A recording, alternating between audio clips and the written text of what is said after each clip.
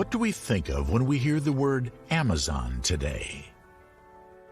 Along with Google, Apple, Microsoft, and Facebook, Amazon is one of the big 5 companies in the U.S. tech industry. It has become one of the most influential companies in the world, as well as the most valuable brand. In 2018, it surpassed 100 million subscribers worldwide. So what did it take to build such a revolutionary business? Well, it took someone like Jeff Bezos, the American audacious entrepreneur, one of the world's richest business leaders, and founder of the giant tech company and the world's largest marketplace. As of February 2021, he was reported to be the second richest person in the world, with an estimated worth of $185 billion after Elon Musk. What makes a smart business? Start with the customer and work backwards, are Bezos' words. Today, the impact on online retail is greater than it's ever been before. Take a journey into how Bezos built the giant that has changed the world and shapes our culture and society today. They are masterminds, ambitious, competitive, and ruthless, not afraid of failure, dedicated to their mission of bettering the world, always reaching for excellence. They lead by example. Unlike many industries, the tech billionaires are mostly self-made. It is through their genius that they revolutionize the industry, and together, they change the world. Join us in this series as we take a look at some of the wealthiest entrepreneurs in the modern world. The tech billionaires: Bill Gates, Elon Musk, Mark Zuckerberg, and Jeff Bezos. Together, they're worth a collective of more than $900 billion US. They will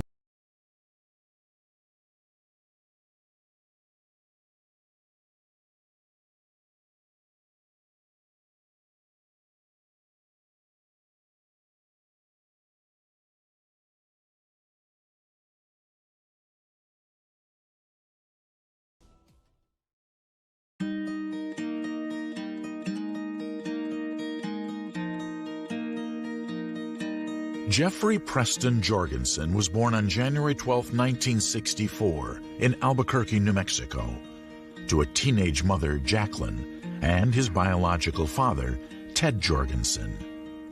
When he was born, his mother was just 17 and still in high school. His 18-year-old father didn't have much money and had alcohol issues. The Jorgensens were married less than a year before Jacqueline left, taking their infant son with her. When Bezos was 4 years old, his mother remarried Miguel Bezos, a Cuban refugee who'd fled an oppressive regime and who didn't speak a word of English when he first arrived a few months back. But with a strong work ethic and determination in life, he worked his way to University of Albuquerque to obtain a degree in mechanical engineering, which led him to get a job later on at Exxon as an engineer. Miguel decided to adopt Jeff after the wedding and took the responsibility to raise him. His surname was then changed to Bezos. The family then moved to Houston, Texas, where Jeff spent most of his childhood. Much of Jeff Bezos' drive and ambition likely came from his new father. He's been a constant inspiration for him. Jeff was a gifted child. It had been said that at the age of only 3, tired of sleeping in a crib, he found a screwdriver and took the crib apart. He then moved to Miami with his family as a teenager, where he attended Palmetto High School. He was a brilliant student, got straight A's, and was valedictorian of his class. Bezos showed early signs of technical proficiencies. He quickly developed a passion for computers and excelled at creating software programs. As an avid young innovator, he turned his parents' garage into a laboratory and experimented around his house as a child. Young Jeff was always inventing something. Once he invented a solar microwave, and even a door buzzer to keep his siblings out of his room. It was during high school that he started his first business, the Dream Institute, an educational summer camp that promoted creative thinking for young students. After graduating with honors from high school, he briefly turned to physics before committing to his love for computers. And he graduated from Princeton University in 1986 with a high distinction in electrical engineering and computer science.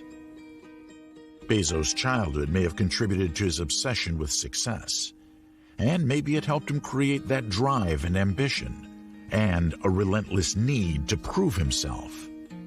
Being adopted is something that Bezos shares with two other great internet entrepreneurs, Steve Jobs and Larry Ellison. After his graduation at Princeton, he took on various jobs that helped him develop his entrepreneurial spirit even more.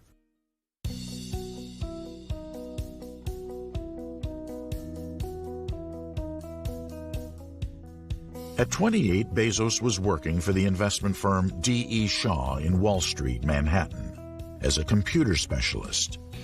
He soon became the firm's youngest senior vice president. There he met novelist Mackenzie Tuttle, who was a research associate at the firm. She soon became his wife as the couple married a year later. They would have 4 children, 3 sons and a daughter they adopted from China.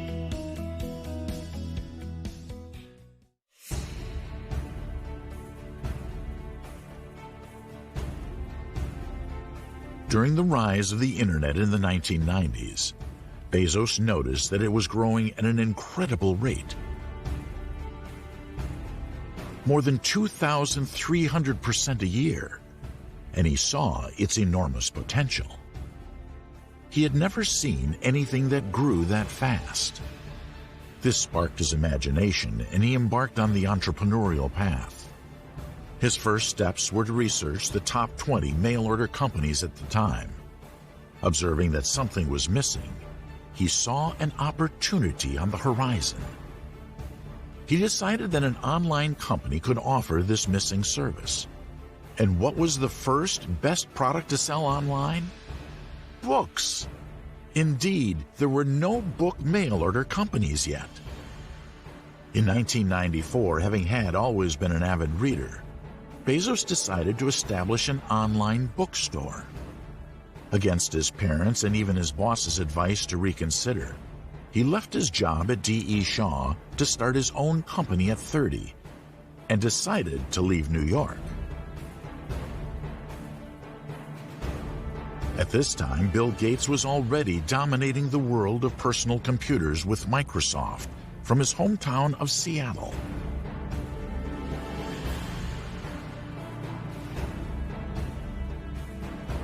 Bezos decided to move there with his wife, seeing as there was plenty of tech talent around. He saw it as a place of opportunity and new beginnings.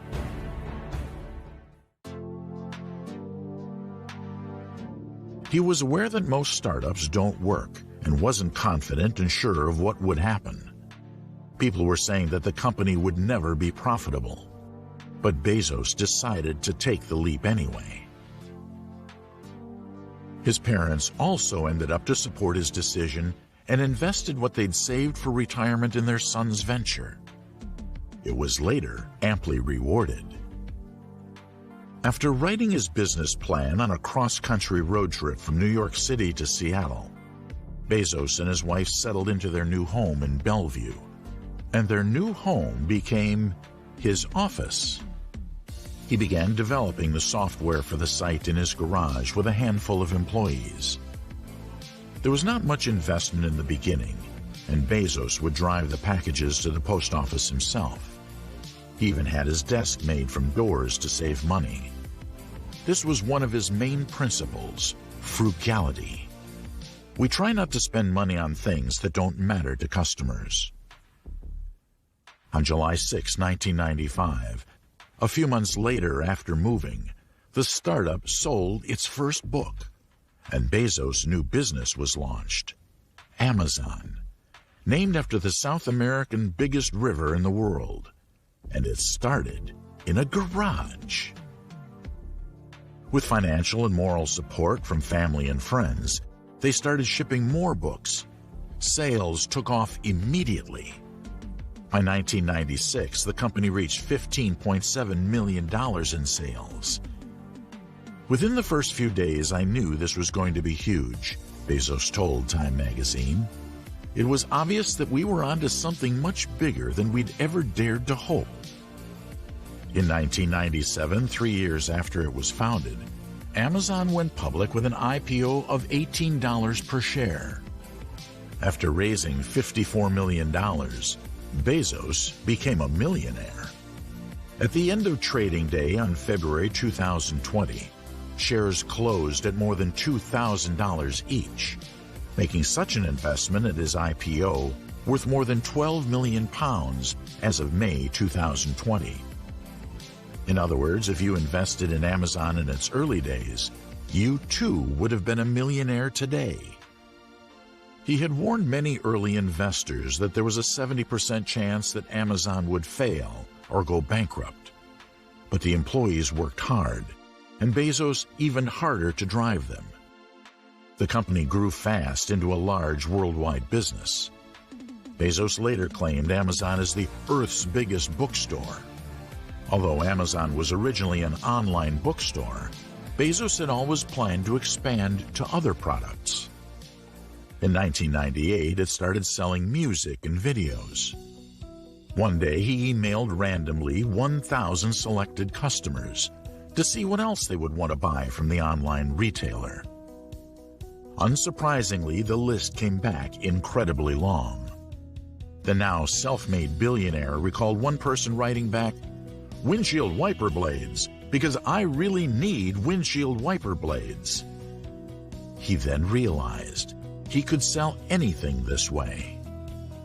Thanks to an email to 1,000 random people, Amazon turned into the everything store the following year. It also began selling a variety of other goods, including consumer electronics, home improvement items, software, games, and toys. In other words, anything and everything the customers might need and want. He understood consumer behavior and noticed that people were very convenience motivated. In 1999, Bezos became a billionaire at 35. At the height of his career, Time magazine named him its Person of the Year for 1999, proclaiming him King of Cyber Commerce. The success of Amazon encouraged other retailers, including major book chains, to establish online stores. He set the trend for the future. Nowadays, if you don't have a business online, you don't have a business. By the end of 1999, Amazon had become a multi-billion-dollar corporation, after expanding and setting up operations in Europe. With less than 3 weeks until Christmas, most of us will be braving the crowds in the coming days in the search for presents. But Christmas shopping doesn't have to be so traumatic. This year, more people than ever will buy their gifts without moving from their seats. But how easy is internet shopping? I tested the system by ordering a book from the online bookseller Amazon. Within minutes of placing my order at my desk, it's being printed out at Amazon's warehouse in Berkshire. A packer then finds the book from the company's stockroom, and just a few hours after the order is placed, the book is dispatched and on its way. The next day, it arrived here at the office. This is really an educational process. This is something new, it's revolutionary, it's something that people are not used to. But the growth in the market that we've identified shows that they're quickly learning, and it's becoming increasingly important as part of retailing. Growth of sales on the internet are set to explode in the next 5 years. There's already a great deal of price competition among conventional retailers. This year, they'll be looking over their shoulders at their rivals on the virtual shopping mall.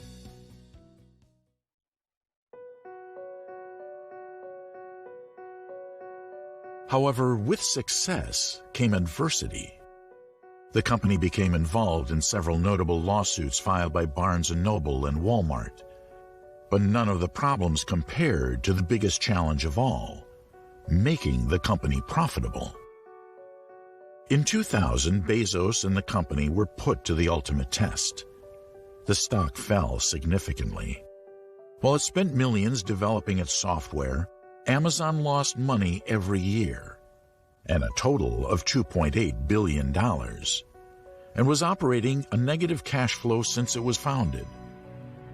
In January 2001, to deal with the crisis, the company was forced to take drastic measures.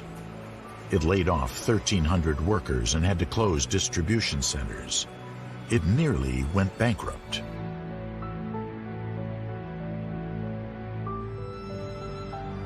But Bezos was unstoppable.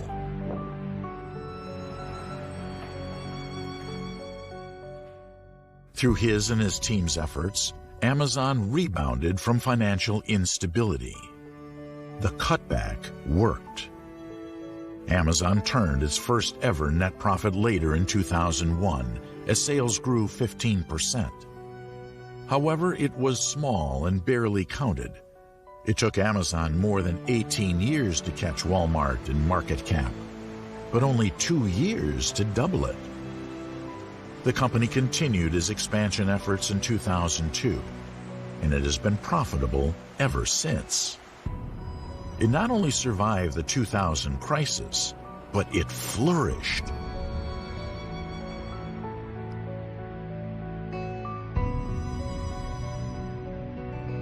Bezos saw the big picture, and he defied the skeptics, proving that his unconventional business model could succeed.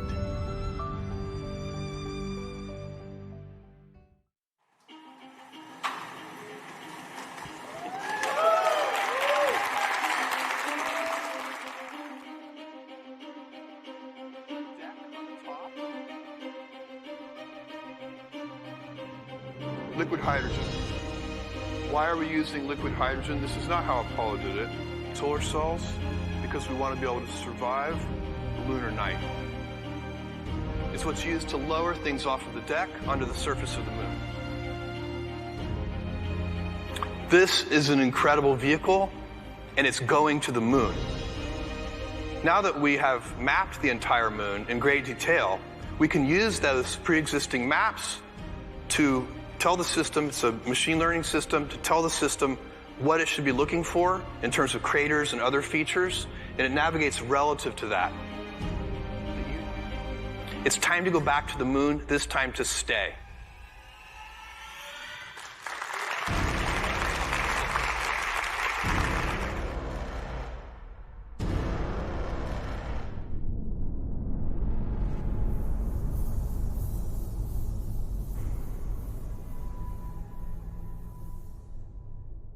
Conquering the internet, reinventing the book trade, and becoming one of the world's richest men would be enough for most.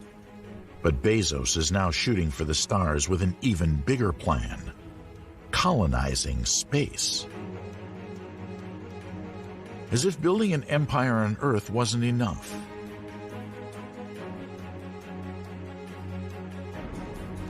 In September 2000, aside from Amazon, Bezos founded Blue Origin, a human spaceflight company focused on commercial space travel. As a Star Trek fan, he'd expressed for a long time an interest in creating the sci-fi future he'd fallen in love with as a child. When he was just 5, he fell in love with the idea of space exploration. As he watched Neil Armstrong take a first step onto the moon,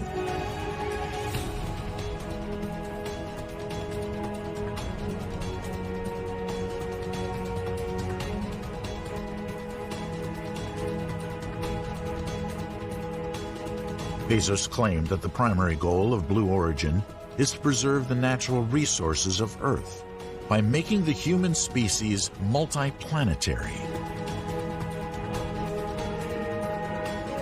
I'm excited to announce that we have put together a national team to go back to the moon. And this is the kind of thing, it's so ambitious, it needs to be done with partners. This is the only way to get back to the moon fast. And this time we're going back to the moon, and we're not going back to the moon to visit, we're going back to the moon to stay. And we want to have a civilization of growth and dynamism which means we need to be able to expand out into the solar system. There are so many resources there that we can continue to do interesting things and continue to use large amounts of energy and so on. It's just we probably can't do that on this planet. So my long-term prediction, and this is going to take hundreds of years, so don't worry prematurely, Earth will end up being zoned residential and light industry, and all the heavy industry will be done in space. In 2011, their first test launch wasn't a success. The rocket crashed. But it fueled their need to make progress.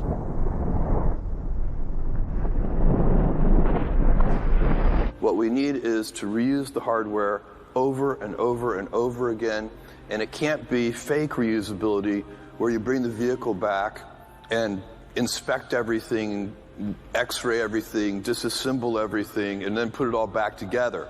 That's not real reusability. You have to land, refuel, and fly again.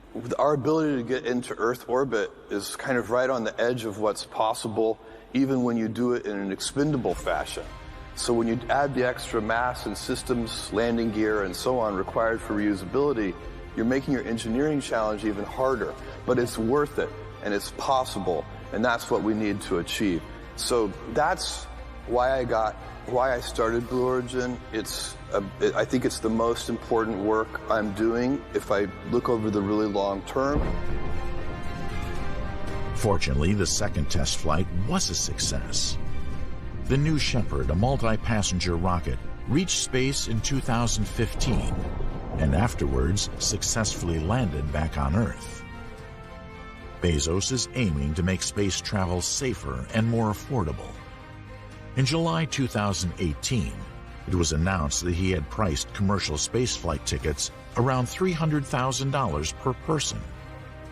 Since 2016, he has been investing $1 billion per year from his Amazon winnings into Blue Origin in an effort to support his ambitious goals.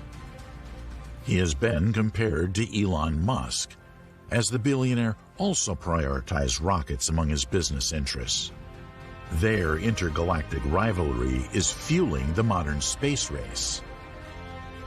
For Bezos, this is a childhood dream.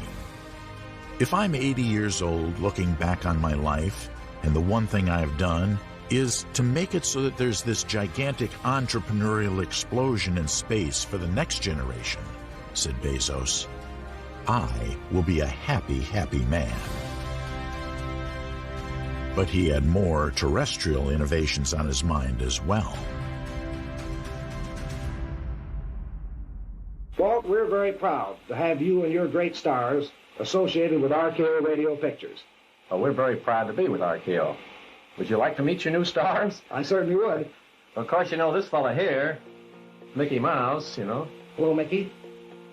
Hello to Mr. Aylesworth, Mickey. Hello, Mr. Aylesworth. How are you?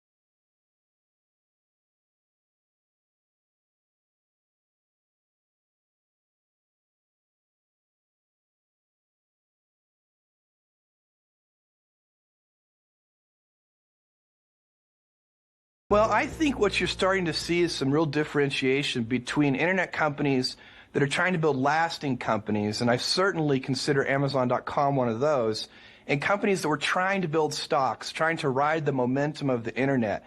And so one of the things that you see, for example, is a lot of internet companies now raising prices realizing that the things they were doing before just weren't sustainable.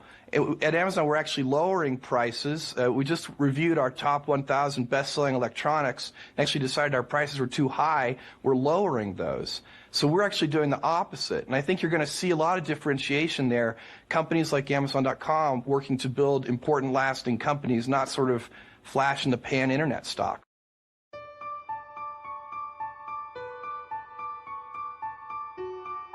By 2005, Amazon was offering a vast range of products, and it diversified even further in 2006 by introducing Amazon Web Services, a cloud computer service that eventually became the largest such service in the world.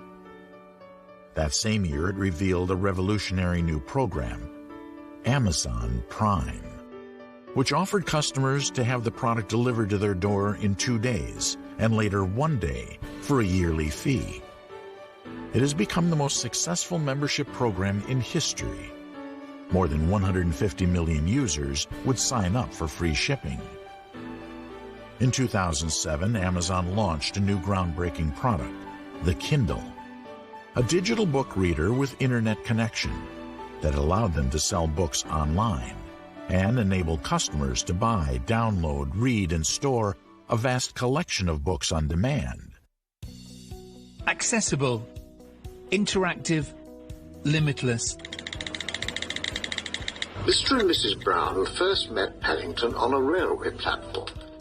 It's a daunting new world for the traditionalist, but child's play for the download generation. It's easier than going into a library and searching through. I often have like 6 or 7 books to take with me to school. If I've got them all on here, I just have to carry this. But there's something more personal about getting a book, and you know, you can pass them down to generations, whereas these, you've just got it all stored on there and there's nothing exciting about it. No one in the industry is suggesting that the conventional bookshop is dead, and digitisation would be anathema to some. Real convenient, real easy to use. You can change the font size to suit your eye. You can just flip the pages through. So folks are finding the product itself really convenient, and of course it's delivered in a very convenient way. The electronic market is really booming. We're seeing 600% growth year on year in ebooks this year, and this is in a frankly stagnant book selling market. So I think we're seeing massive growth there. We're seeing rapid adoption of e-reading as a way of consuming content. The technology means authors like Sophie Nichols can circulate their work without a publisher.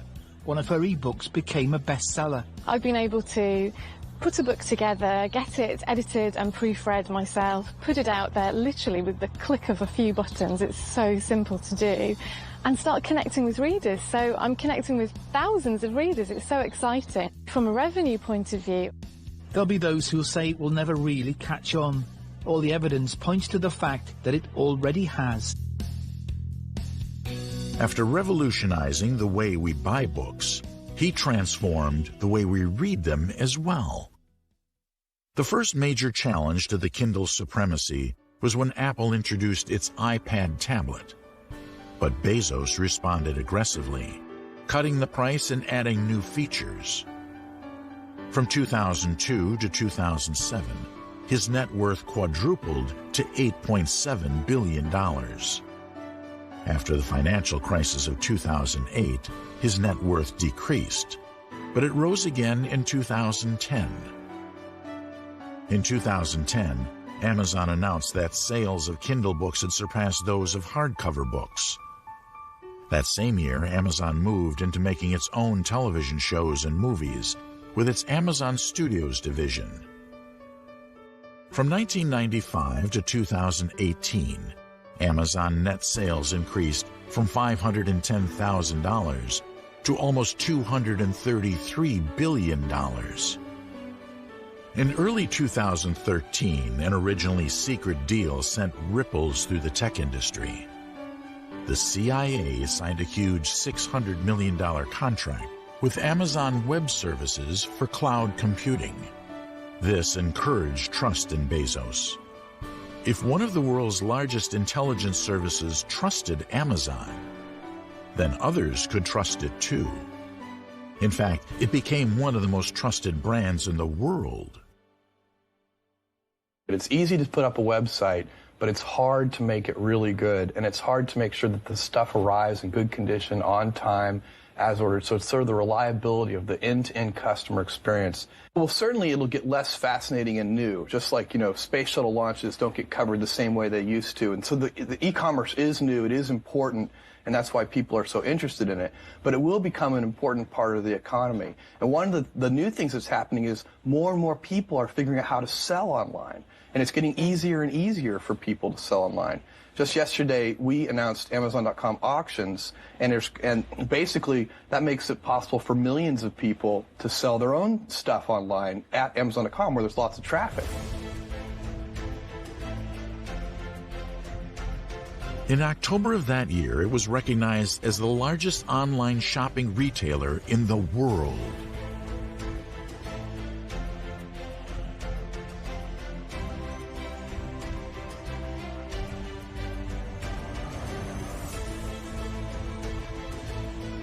On August 5th of that year, Bezos made headlines when he announced his purchase of the Washington Post for $250 million in cash. He made the newspaper digital and reinvented it as a media company, which resulted in the paper becoming profitable again in 2016, for the first time in many years. Bezos' wealth shot up in 2014 as he entered the top 10 in Forbes' list. From then on, it hasn't stopped to increase. In 2015, Bezos' biological father, Jorgensen, died age 70, without ever meeting his son. He had never wanted to meet him, and his relationship with him always remained estranged. On November 24, 2017, he hit milestones when his net worth surpassed $100 billion after a hit record on Black Friday. On March 6, 2018, Bezos officially seized the #1 spot on the list of the world's billionaires.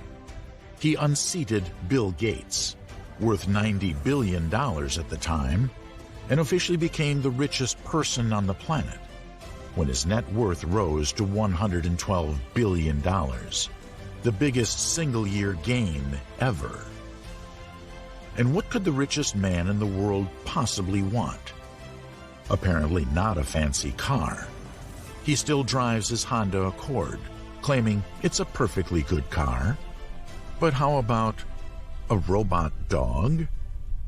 He made headlines that year when he was seen going on a walk with a dog named Spot Mini.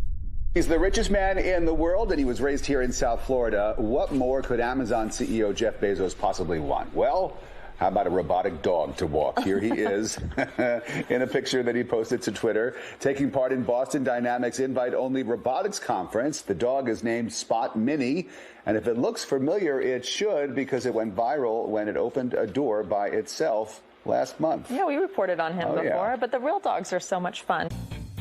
Yes, Bezos is eccentric and known for his weird habits. Once he was spotted eating a cooked cockroach. The happy billionaire is also known for his distinctive laugh. But back to Amazon. In 2016, Amazon alone had sold an average of more than 70 pounds worth of goods to every man, woman, and child in Britain.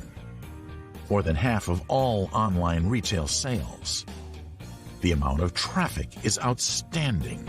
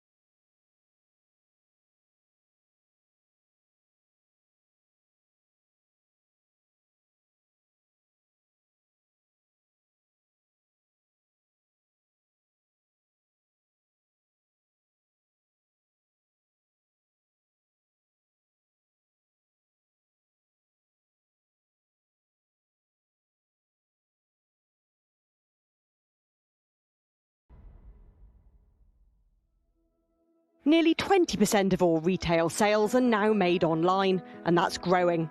An online-only sales tax could be one way to end the advantage internet shops have over bricks and mortar. There was a time when sales of books you could actually get your hands on were on a slippery slope. It was all about the e-book. But this year the number of physical copies being sold has actually risen, and food writer and fiction author Prue Leith isn't at all surprised. If you talk to people who read books, what they love is not just the story in the book, it's the feel of the book, isn't it? It's not, of course, in a hard copy of a book you get the maps, the pictures and everything else, but also, even if it's just a textbook, if it's a nicely printed hardback, it's lovely, and I'm not surprised people have gone back to them. It's a big day for bookstores like this one in Chipping Norton. Super Thursday sees around 400 hardbacks hitting the shelves, ready to be wrapped up for Christmas. They stopped selling e-readers due to a lack of interest, but many of their customers can see the appeal of both. Personally, I can't see an end to a physical book because I think they're a piece of art as well. It's great to have in your home, or bookshelf. Always prefer the physical book, but going on holiday when you've got weight restrictions. E-printing will obviously increase. I mean, it's bound to, but I don't think books will ever go away.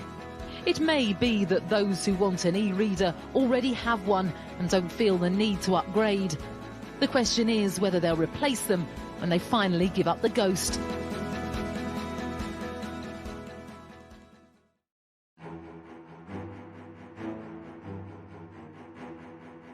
Get big fast was Bezos' mantra that he developed to push Amazon forward. And big fast it got. In fact, critics say that Amazon, much like Google and Facebook, has grown too large and powerful to be trusted. Because of its enormous scale, it became increasingly on the radar of politicians and regulators. From how it operates its power to even its impact on the environment, it is under scrutiny. In March 2018, Bezos was accused by former U.S. President Donald Trump of sales tax avoidance, misusing postal routes, and anti-competitive practices.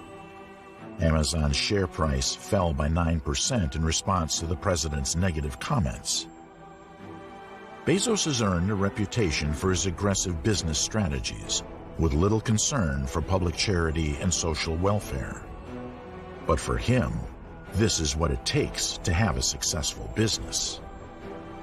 Bezos' mysterious persona have drawn controversy and public attention. In May 2014, the International Trade Union Confederation named him the world's worst boss. Supervillain in the eyes of many, he became a symbolically dominant business figure in modern society. However, he continues to look beyond it all, and has grasped the idea that not all big companies are loved. In April 2018, another scandal broke out. The nonprofit group New Food Economy revealed that Amazon was underpaying and exploiting its employees. They found that 1/3 of Amazon workers in Arizona and 1/10 of Amazon workers in Pennsylvania and Ohio relied on food stamps.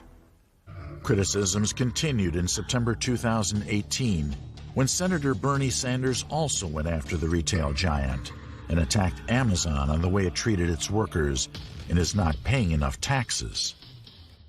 Referring to Bezos' Blue Origin company, Bernie said, "Instead of attempting to explore Mars or go to the moon, how about Jeff Bezos pays his workers a living wage?" In response, Amazon pointed to the 130,000 jobs it created in 2017 and said the calculation of its median salary included part-time workers.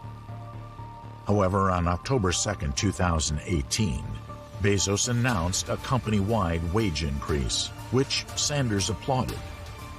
It is clear that Bezos has built an empire, but at what cost?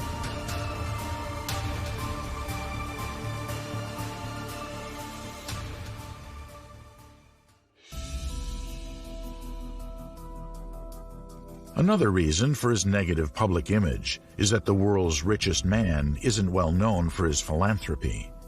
despite giving millions to support gay marriage, immigrant rights, and fighting homelessness. He was often characterized as being too cautious with his wealth. People noticed his relative lack of philanthropy compared to other billionaires like Bill Gates. Though he is the first person in modern history to accumulate a fortune of over $100 billion, his charitable history remains a mystery. And his known donations are controversial, as some doubt his intentions and don't agree with his business tactics. In September 2018, Business Insider reported that Bezos was the only one of the top 5 billionaires in the world who had not signed the Giving Pledge, an initiative created by Bill Gates and Warren Buffett that encourages wealthy people to give away a majority of their wealth. To this day, he still hasn't signed it, and it isn't completely clear as why. But after the scandals, his image began to shift. He began to spend his money more freely. On June 15, 2017, he posted a message on Twitter asking for ideas for philanthropy. "I'm thinking about a philanthropy strategy that is the opposite of how I mostly spend my time working on the long term." At the time of the post, Bezos' lifetime spending on charitable causes was estimated to be $100 million. Many responded by asking Bezos to pay higher wages to Amazon workers. Bezos announced in September 2018 that he would commit approximately $2 billion to fund the Day One Fund, to support homeless families and early childhood education for low-income communities. In February 2020, Bezos pledged $10 billion to protect the planet and combat climate change through the Bezos Earth Fund. He also donated $100 million to food banks through Feeding America during the COVID-19 pandemic. In January 2019, after 25 years of marriage, he and his wife Mackenzie divorced. The settlement was the largest ever recorded at $35 billion. She went on to sign the Giving Pledge on her own. So Bezos' journey hasn't been without challenges, but he still managed to thrive.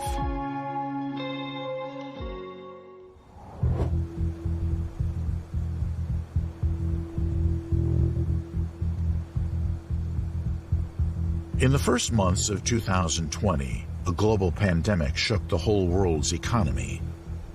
It is rare to see a company doing well during a pandemic that has left millions of people unemployed, though the tech industry has been doing remarkably well.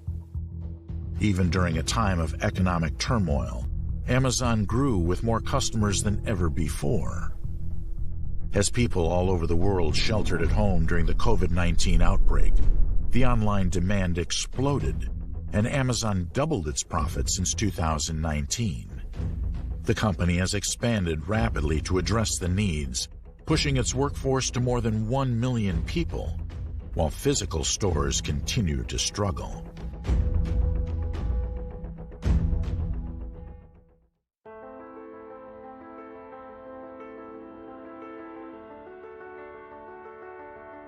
On January 7, 2021, with his wealth growing at an unprecedented rate, Tesla CEO Elon Musk overtook Bezos as the world's richest person. Seeing that he had done all he could for Amazon and that he'd brought it to where it is today, Bezos announced on February 2, 2021, that he would step down as the CEO of Amazon sometime in late 2021 and transition into the role of executive chairman. He is due to be replaced by Andy Jassy, the chief of Amazon's cloud computing division. Bezos has told his employees that this transition would give him the time and energy to focus on the Day One Fund, the Bezos Earth Fund, Blue Origin, the Washington Post. Bezos' empire now stretches far and wide. Amazon bought Whole Foods in 2017, and also owns companies like Zappos and Twitch. He has also invested in companies like Google, Twitter, Uber, among many others.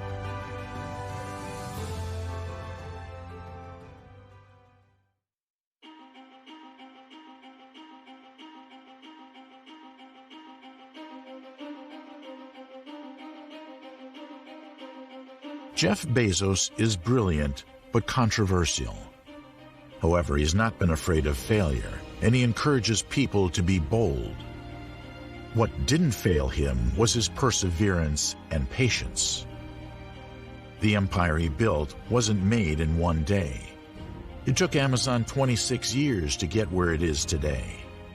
After investing in huge new areas like Amazon Prime, Amazon Web Services, and most recently the Alexa, its AI virtual assistant, it continues to improve and innovate constantly. Jeff Bezos is an e-commerce pioneer. Money isn't what drives him, but passion, and a need to make the world better.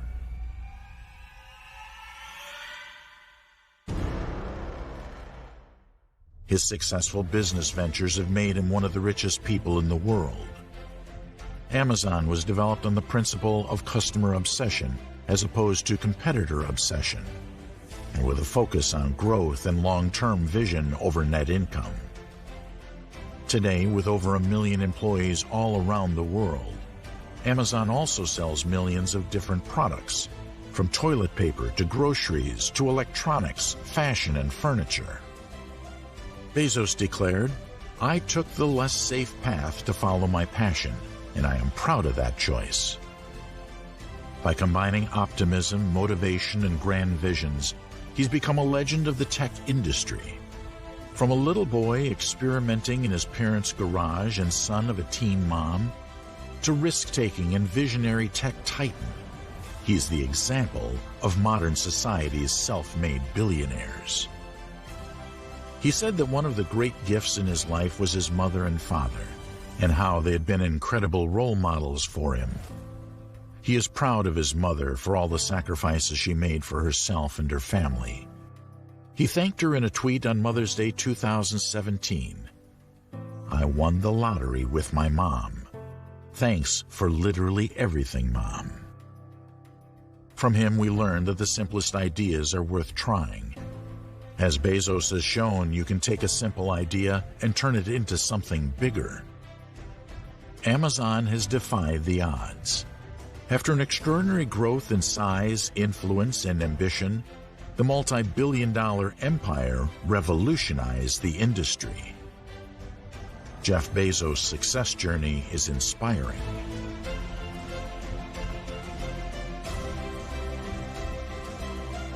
This is the story of a young, ambitious man who forever changed the way we buy just about everything.